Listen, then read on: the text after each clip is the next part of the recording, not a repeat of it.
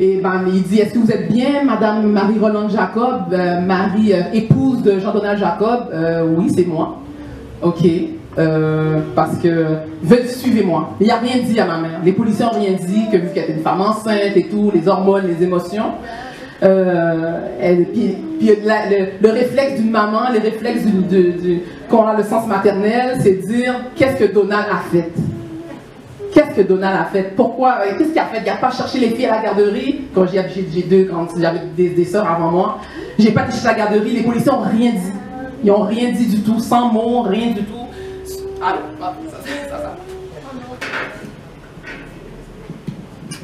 Allô? Les policiers n'ont rien dit. Par la suite, arrivée à la maison, ma mère, elle voit beaucoup d'automobiles, de policiers alentour de la maison, énormément, avec des filets jaunes. Qu'est-ce qui se passe? Voyons, qu'est-ce qui se passe? C'est quoi tous ces policiers-là? Puis ça fait toute une histoire à l'époque, on a même parlé dans les journaux et tout. Là, elle voit qu'est-ce qui se passe, puis ma mère était enceinte, assez avancée dans sa grossesse. Et puis, elle monte dans les escaliers, elle voit tout le monde pleure, tout le monde qu'est-ce qui se passe? Puis on dit souvent que la vérité sort de la bouche des enfants. Puis une de mes sœurs en particulier, elle a dit, Mamie, papi est mort! Ouais, c'est comme, ça a vraiment, une tonne de briques est tombée. Ça a été très lourd, très dur pour elle. Ça a été éprouvant. Elle est devenue veuve à 36 ans, 4 enfants, 3 enfants puis 4 on the way. Ça a été très difficile, très douloureux. Elle faisait confiance à personne parce qu'elle savait que les conséquences de sa mort étaient spirituelles, sataniques. Lors des funérailles, on a même proposé que ma mère ne vienne pas à l'enterrement parce qu'elle était enceinte et tout, puis même on n'a même pas montré son visage. Comment il est mort, j'ai oublié d'expliquer comment il est décédé. Mon père était un mécanicien. Ce qu'ils ont pu dire, ils ont dit qu'il a tellement gonflé un pneu. Moi, c'est des histoires que j'ai rarement entendues. Des pneus, il a comme gonflé le pneu, il a gonflé, puis ça a éclaté sur son visage. Puis il était vraiment défiguré. Puis ma mère a fait le rêve des mois avant que son mari était dans des bandages, mais elle ne comprenait pas ce que ça voulait dire. Et puis, lors des funérailles, ce frère, un de mes grands-oncles a vu ce frère-là, ce Caïn-là, parler au cercueil, parler à la dépouille, disant comme ça, tu vois, j'avais pas le choix de te mettre là, tu m'écoutais jamais, tu fais juste à ta tête, tu écoutes toujours ta femme, là tu vois, tu es là, tu vois, tu es là. Fait que, c'est ça. Qui fait ça? Ça, c'est vraiment avoir un cœur vraiment aigri, de haine, de colère, de noirceur, lugubre. Et ma mère a été, elle savait que lui a été les conséquences de la mort de son époux. Après la mort de son époux, elle nous a prouvé beaucoup, énormément. Tout ce qui était connecté à tout ce qui roule, elle ne voulait pas. Tout ce qui est billes, les boules, les billes, les ballons, les pneus, les bicyclettes, tout ce qui était relié avec un pneu, pour elle, on ne pouvait pas jouer avec ça. Elle s'est traumatisée, même pour dire, elle n'a même pas appris à conduire. Elle était traumatisée à la mort à mon père. Même à présent, elle ne conduit pas. On est son livre. Et ça a été très difficile pour elle, très choquant, très difficile. 6 ans de deuil. Elle a fait 6 ans de deuil. Elle n'était pas capable de s'en remettre. Elle pensait tout le temps. Elle nous a prouvé énormément. On ne pouvait pas jouer avec d'autres amis. Il fallait qu'on joue ensemble avec les 4 sœurs, dans la cour. On ne pouvait pas aller faire nos devoirs dans telle classe. Même quand c'était l'Halloween, à l'époque, on passait l'Halloween, bien sûr. Il y avait comme des bonbons, on dit en québécois casse-gueule. Je ne sais pas c'est quoi le vrai nom. C'est des bonbons en boule. Ça lui faisait rappeler le pneu. Ça roule. Fait qu'est-ce qu'elle faisait pour le marteau? Elle l'écrasait. Elle dit là, tu peux le manger. Je suis plus en sécurité maintenant. Tu peux le manger. Ça a été très difficile. Très lourd. Puis cet oncle-là, elle nous a appris, mes sœurs et moi, à haïr cet oncle. Elle nous a fait grandir, haïssez celui qui a tué votre père. Vous n'avez plus de papa parce que c'est lui qui l'a fait partir. Vous voyez, fait qu'on a grandi à haïr ce même qu'on ne le connaissait pas vraiment. On l'a détesté. On l'a détesté. Par la suite, les choses, on l'a grandi, puis ma mère voulait toujours nous protéger via la sorcellerie, via la magie, pour pas que les ennemis, le monde des ténèbres viennent nous posséder. Mais toi, comment Satan est un menteur? Ténèbres, ça marche pas avec les ténèbres. C'est la lumière qui combat les ténèbres. Alléluia. Et donc, on a grandi sur ça. Je voyais des poules à la maison. Je ne comprenais pas qu'est-ce que c'était. Des sacrifices pour la protection. Puis, j'étais toute jeune, j'avais comme 5 ans. Je voyais une poule dans la cuisine. C'est quoi ça? Va-t'en. Ça, t'as rien vu. Mais ça a des années, ma mère me confie que c'était des sacrifices qu'elle avait faits pour la protection. On a pris les conséquences. Je devais faire des prières et des jeûnes pour me délivrer de ça. Pour me déconnecter de ces alliances. Amen, dans le nom de Jésus. Par la suite, on a grandi beaucoup. J'ai grandi personnellement beaucoup dans la peur, dans l'angoisse, parce que vu qu'il y avait une grande carence paternelle dans la maison, on était 4 filles à la maison, de jeune âge, de 0 à, on était vraiment vers 6 ans de différence, donc 2, 3, 4, 5 ans de différence. Mais on a grandi beaucoup dans la colère, dans la chicane, dans la bataille, dans les cris, dans les larmes. Je ne veux pas dire les graissements dedans, mais c'était vraiment difficile. Des coups, surtout moi, l'ennemi m'attaque. L'ennemi passait par une de mes sœurs pour m'attaquer tout le temps. Je pensais mourir. Elle m'avait lancé un gros pot de cheveux, elle m'a lancé sur le bas de la nuque, des coups de pied, des policiers venaient à la maison. Satan, vraiment, comme Satan comme il dit, Satan rentre en Judas, mais Satan rentre dans une de ses sœurs-là, pour vraiment me nuire, me détruire, m'égorger. C'était terrible à la maison. Terrible à la maison. L'ennemi utilisait cette sœur pour m'attaquer. J'allais à l'école, l'intimidation, on se moquait de mon nom. Oh Marie-Donald, mais donne-moi un chausson avec ça. Oh Marie-Donald, où est mon Big Mac?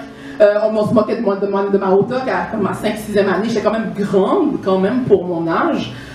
Donc ça a comme créé beaucoup d'intimidation, beaucoup j'en pouvais plus. J'ai dit c'est quoi ça vraiment? C'est ça la vie. C'est comme j'avais du stress à l'école, j'avais du stress à la maison avec cette sœur là qui m'attaquait. Mais je me suis dit la seule solution que j'avais, mais je mettais fin à mes jours. Je mettais fin à mes jours. Au moins j'avais la paix. Au moins ça va être terminé puis j'avais la paix. C'est une fausse paix en fin de compte. J'ai décidé de prendre une ceinture.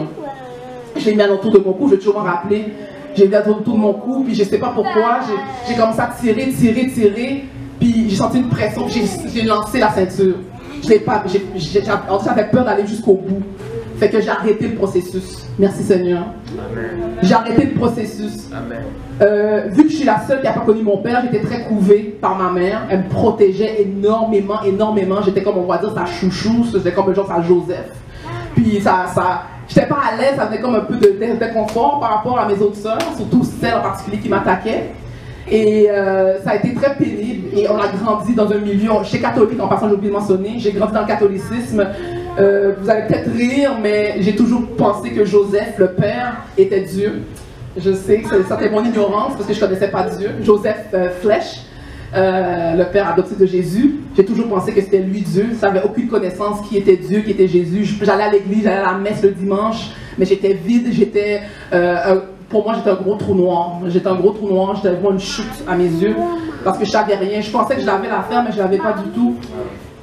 Et on a grandi par la suite beaucoup, l'occultisme, la numérologie, l'horoscope chinois, l'horoscope zodiaque. On était comme des pros dans cette affaire-là. La lune et les étoiles, les astres du ciel. J'invoquais les arbres, je parlais au sable, je parlais à la création de Dieu. J'adorais pas le créateur, mais j'adorais la création. Je louais, c'était tellement beau, le gazon et tout. C'était toute une histoire. J'ai grandi dans ce milieu d'idolâtrie. J'ai grandi dans une famille haïtienne qui aime la sorcellerie, qui aime le vaudou, qui aime les pratiques occultes, qui était vraiment insécure. Chaque affaire qui arrive, on a besoin de consulter les puissances des ténèbres. Chaque décision, puissance des ténèbres. Aller à l'école, puissance des ténèbres. Avoir un nouveau emploi, on doit consulter un marabout. J'ai grandi dans un milieu comme ça. Une famille d'idolâtres qui aime les Baals, qui aime les Astartés. C'était vraiment ça. Malheureusement, c'était ça mon vécu. En grandissant, j'ai embarqué dans une relation. Ma première relation, j'avais 17 ans. Et puis c'est une relation toxique et malsaine qui a duré presque 6 ans de temps. J'ai pensé trouver ma solution en étant dans le bras d'un homme, mais ça a été à ma perte parce que il me trompait tout le temps. C'était du mensonge. Il y avait une double vie. Il était installé avec une copine, avec un bébé. Je savais rien de tout ça. On m'avertissait, dit garde, il y a des red flags. Ouvre tes yeux, parce qu'il te trompe. Je voulais pas, mais j'étais insécure, j'étais brisée, j'avais besoin d'amour, j'avais un vide à l'intérieur de moi, mais je savais pas c'était quoi. Par la suite, c'est ça, à 21 ans, je suis tombée enceinte. Et ça a été très dur pour moi. J'ai pris cette décision de mettre terme à cette grossesse. Presque 4 mois. Ça a été très difficile. Je ne me voyais pas être une maman avec 1 an. Je ne me voyais pas élever un enfant sachant très bien que l'homme avec qui j'étais, ce n'était pas l'homme de ma destinée, ce n'était pas l'homme de ma vie. Il me mentait, c'était une relation toxique. On était toxiques tous les deux, donc ensemble, ça faisait comme une explosion. On avait tous les deux des carences. Donc j'ai comme un peu été égoïste et puis de mettre un terme à cette grossesse. Et puis 1 an après, j'ai j'ai cassé avec cette personne. Et 30 jours après avoir cassé avec cette personne, j'avais des problèmes. Je me suis embarquée dans une autre relation qui a duré 5 ans. Puis j'étais comme une maman pour cette personne. J'étais comme mon fils, je le prenais comme un fils. J'étais comme un fils, c'est une relation comme mère-fils. Et ça a été de même, c'était vraiment de l'abus financier, c'était toute une histoire. Donc j'ai presque 5 ans, j'ai perdu du temps. Après, j'ai pris mon temps, j'ai arrêté. Je continuais dans mon occultisme, hein, en passant. Je continuais dans mon maraboutage, je continuais dans mes étoiles, je continuais dans mon horoscope, dans ma numérologie, je continuais. Mais en étant dans une relation, ça me faisait comme un petit confort, un petit bien-être pour un petit temps, hein, une fausse paix, comme ça t'en donne, une fausse paix. Et c'est ça, j'ai embarqué dans notre relation pensant que j'allais être bien, j'allais guérir. Non, c'était pire. C'était pire. Ça a duré juste 1 an, mais ça a été pire. C'est comme j'ai creusé la tombe. Et quand cette relation a terminé, je me suis vraiment enchaînée encore plus profondément dans la sorcellerie. J'ai dépensé, je pense, des milliers et des milliers et des milliers d'argent dans la sorcellerie, dans le maraboutage, dans les produits, dans les bains, dans la voyance, dans la médium, dans les cartomancies. J'étais tellement insécure, j'appelais bon, dis-moi qu'est-ce que tu vois demain, dis-moi qu'est-ce que tu vois dans 6 mois, dis-moi qu'est-ce que tu vois l'année prochaine. Mais madame, je pense que vous avez appelé hier. Tellement que j'appelais, tellement que j'étais insécure, tellement que j'étais vide à l'intérieur de moi. Et il fallait que j'étais tellement pas bien, j'ai dit waouh. Là j'ai dit bon, j'ai quitté la voyance et la médium, la médiumnité, parce que ça, je dépensais beaucoup, c'est cher. Donc j'ai arrêté. Je me suis focusée sur le développement personnel. Vers 2015, j'ai embarqué dans le développement personnel, comment être une meilleure personne, comment être excellé, comment être positif. C'était bien, ça m'a aidé beaucoup, mais j'étais encore dans mon New Age, j'aimais mes chakras, mon smudging, mes pierres précieuses, j'aimais évoquer les étoiles, quand c'est l'éclipse, quand c'est la lune, bon c'est la lune est là, bon je peux faire ma demande à la lune. J'étais quand même dans l'occultisme pareil, parce que je cherchais un repère dans ma vie.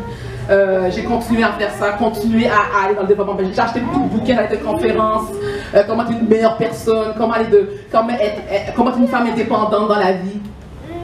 Et tout a changé, c'est bizarre, tout a changé quand j'ai changé mon style de vie. J'ai changé mon style alimentaire. J'ai changé ma phase, j'ai commencé à m'entraîner, j'ai commencé à mieux manger, j'ai changé vraiment mon style de vie, vraiment, ça m'a vraiment fait un grand bien. Et par la suite, en septembre 2016, c'est là que j'ai commencé à être vegan. Je ne le suis plus, par la grâce de Dieu, je mange la viande maintenant. Alléluia. Et j'ai commencé à bien manger. Et c'est en janvier 2018, après la période des fêtes, j'ai décidé de faire c'est pas un jeûne, c'est plus un détox, parce qu'il n'y avait pas de prière accompagnée, mais c'était un détox du corps pour me clean, pour me nettoyer. J'ai commencé à faire ça. Mais j'avais un but, c'est faire 30 jours. 30 jours à bien me nettoyer, bien me purger, bien me laver. Et c'était comme Jésus dans le désert, il dit, quand il était 40 jours dans le désert, il dit, il eut faim. Et à ma 24e journée, j'ai eu faim. Je n'en pouvais plus, je voulais briser le détox. J'ai dit, qu'est-ce que je vais faire pour pas briser le jeûne? Qu'est-ce que je peux faire pour pas briser le détox? Il y a des idées, là j'ai été sur Internet, l'Internet est là pour ça, il faut l'utiliser en bon escient. J'ai été sur YouTube, je cliquais sur des vidéos, j'écrivais jeûne, tous les mots que je devais écrire pour avoir ma solution à mon problème, pour pas briser le jeûne. J'arrêtais pas de tomber sur jeûne et prière. Jeûne et prière. Jeûne, j'ai dit, ok, c'est quoi ça? C'est pourquoi je tombe sur, j'ai seulement ces vidéos-là, jeûne et prière. J'ai dit, ok, je n'en plus qu'un, et peut-être qu'il y en a un là-dedans que ils vont me dire un cue, un conseil. Et en cliquant je suis tombée sur une vidéo avec une soeur dans la foi, avec son mari. Ils expliquaient qu'ils ont fait le 40 jours de Moïse, de Jésus. Ils ont expliqué que le jeûne, il y a quelque chose de puissant qui se passe dans le jeûne et la prière. Il y avait une rencontre surnaturelle qui s'est passée. Je ne comprenais pas trop ce qu'il disait. Je disais, c'est quoi ça? C'est quoi? Et par la suite, il disait qu'il y avait quelque chose de surnaturel qui se passe dans le règne de l'esprit et tout. Puis je disais, mais ça m'a tellement convaincu, ça m'a tellement parlé, je ne sais pas pourquoi, j'ai juste fermé l'ordinateur. J'ai fermé l'ordinateur, puis j'entends une voix, c'était pas ma voix, c'était pas mes émotions. J'entends une voix dans mon esprit me disant, va t'acheter une Bible. Je dis, ok, je suis pas folle, qui me parle? Va t'acheter une Bible. J'ai commencé à acheter la Bible, mais pourtant j'étais catholique. J'avais le Nouveau Testament à la maison, j'avais la Bible à la maison pourtant pleine de poussière, pas que je l'ouvrais jamais. Mais la voix m'a pas dit, va prendre ta Bible qui est dans ton shelf, qui est dans ton armoire. Elle m'a dit, va prendre tes pieds, va te déplacer pour t'en acheter une. J'ai dit, ok, je vais le faire, mais il est 9h du soir, les magasins sont tous fermés. J'ai dit, ok, je vais acheter demain matin. Fait que le lendemain matin, j'ai été acheter une Bible. À l'époque, j'étais encore catholique, j'allais à l'Enfance Joseph, je pense que tout le monde connaît cette grande église à Montréal. J'ai acheté une Bible à l'Enfance Joseph et j'ai commencé à la lire. Mais j'ai acheté une Bible qui était facile à lire pour moi. J'ai acheté le français courant. Je l'ai lu Genèse à l'Apocalypse en 2 mois. Parce que j'avais tellement soif. J'ai lu, puis je sais pas, quelque chose me poussait à continuer à lire, continue. J'ai commencé à lire la parole en 2 mois. J'ai fait ça en février 2018. J'ai commencé, fin février 2018, j'ai commencé à la lire. Je suis comme, ok. En lisant, puis en même temps, j'écoutais des enseignements sur Internet. Je faisais les deux. Quand je lisais la parole, j'ai dit, waouh, je suis en grand danger. Je suis en danger. Mon âme est en danger. Je suis vraiment dans le chemin de la perdition. Direct. Parce que moi, je me disais tout le temps que je suis une bonne personne. Je travaille. Je prends soin de ma mère. Je suis gentil avec tout le monde. Je fais du bien à mes patients au travail. Je dis, je suis une bonne personne. Je fais du bien à mon prochain. Et quand j'ai vu ça, j'ai dit, j'ai fait le contraire de ce que la parole de Dieu disait. J'ai menti, je ne sais pas combien de fois. J'ai désobéi, je manquais beaucoup de respect envers ma mère. Je volais, j'ai oublié de dire ça. Je suis une fille qui volait beaucoup. Ça, c'est une affaire, merci Saint-Esprit. Je volais énormément parce que je cherchais beaucoup l'approbation, je cherchais mon repère dans la nourriture. Et ma mère elle avait la misère à joindre les 2 bouts, fait que je volais beaucoup dans les magasins. Je volais, c'était pas n'importe quoi, je volais seulement de la nourriture. Puis tellement j'avais pas de nourriture à la maison, j'étais obligée de prendre la nourriture dans les poubelles. Parce qu'il n'y avait rien à la maison pour manger. Ça a été très difficile. Puis là, il y a une madame au dîner, elle m'a vu fouiller dans les poubelles, puis là, on a eu des denrées alimentaires. J'étais un peu honteux que le monde sache qu'on manque de la nourriture à la maison. Que ma mère, elle avait 4 filles à élever toute seule, donc les bills ne sont pas payés, elle a son hypothèque, puis c'est assez, puis le reste, on s'en fout. Le bill, comme l'électricité, c'est fermé, le câble coupé, regarde, pas de nourriture, on ne mange pas à notre faim. C'était très difficile. Je rends gloire au Seigneur. Et par la suite, j'étais où? J'étais rendu où? La Bible, merci. Quand j'ai acheté la Bible, je l'ai lu, puis le Seigneur m'a montré que j'étais vraiment une mauvaise personne, j'étais vraiment sale à ses yeux. Parce que j'ai fait un avortement, j'ai fait mes publicités, j'ai menti, j'ai désobéi, j'étais dans la magie comme des années. L'idolâtrie, j'avais de l'idole dans mon cœur. Et j'ai reconnu que si je continue comme ça, je meurs, je m'en vais dans les flammes éternelles. J'ai dit, waouh, j'ai reconnu, j'ai réalisé que si je continue comme ça, si j'arrête pas ma vie en ce moment, même si je peux travailler, je peux avoir l'ordre du monde, je peux même m'habiller des vêtements griffés, mais si j'ai pas la vérité en moi, ça vaut rien tout ça. Ça vaut quoi de gagner le monde et perdre son âme?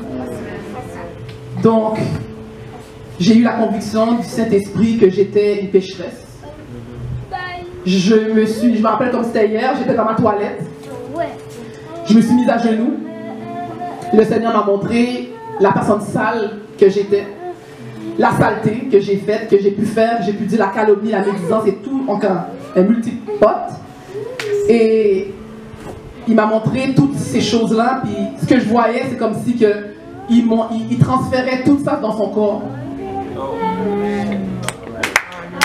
Gloire à Dieu. Alléluia, alléluia, alléluia. C'est comme si qu'il transférait, c'est comme si c'était comme un transfert.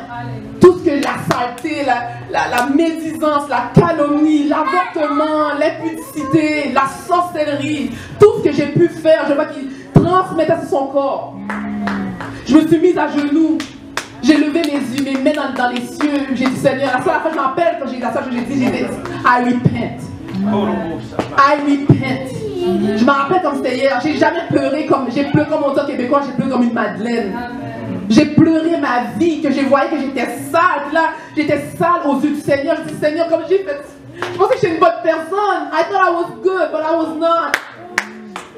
I was not. J'étais souillée, j'étais sale à ses yeux. J'en parle parce que j'ai les yeux pleins d'eau.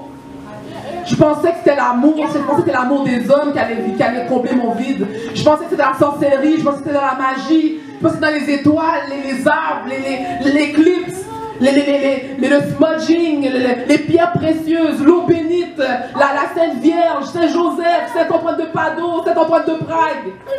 Je pensais que c'était Marie qui allait me sauver, je pensais que c'était les anges, je pensais que le Dior, le Gucci allait me sauver, je pensais que c'était l'argent qui allait me sauver, je pensais que c'était l'approbation des hommes qui allait me libérer, mais non!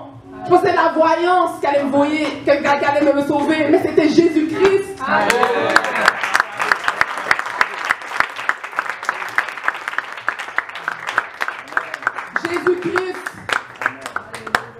Jésus-Christ a touché mon cœur le 13 avril 2018. Je vais toujours m'en rappeler cette date.